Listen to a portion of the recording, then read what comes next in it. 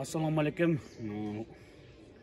Bizim урматтуу жердештер, мен азыр сиздерге например кылып дем алайм. Элдер ата-энелер келет, балдарым мыяк ойнойт, ата-энелер мыяк отуруп алып, балдарын отургузуп, атайын кичине чай петя кылып дегендей кылып балдар менен стол кылдык эле.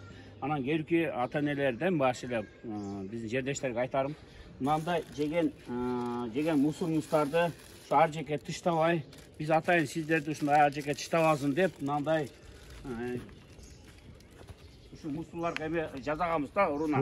Ушундай уруналар ар жерде бар. Ар столдун мынагы эме тегерек чекесинде бар да. Бул жакта да бар. Ар бир скамейканын жанында бирден немелер бар экен да сөзсүз, уруналар. Анан ошолорду мына сиздерден аябай мындай айтканда өзүбүздүн шаардын бүт туугандарда өтүнүч. Ушундай мусурларды, ушундай көрсөңүздөр, жеп артканын мусурларды ушундай эмеге мына тыштасаңыздар урунага. Мына өзүбүз эле баягы мына таза болобуз да. Баягы колубуз бар таза болсо бардыгы эме болот дейт, таза болот дейт. Ошондуктан сиздерден сураныч, өтүнүч. Ушундай мусурларды жерге тыштабай, ушундай уруналарга тыштасаңыздар аябай жакшы нерсе болот.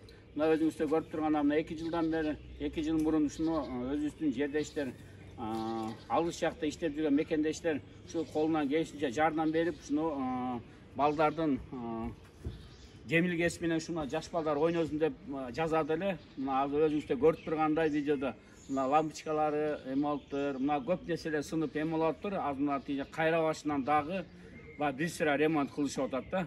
Сондуктан келиңиздер жамаат ушу эме болсо колуңуздардан келишинче болсо дагы келип жардам берип ушулар эме болуп кетсеңиздер жакшы болот. Рахмат дагы. Рахмат Скамырат. Эң негизгиси ушул жерде ошо жеген ичкенибизди сөзсүз түрдө ошо мусорну урнага салып, ушул жерлерибизди өзүбүз таза кармасак,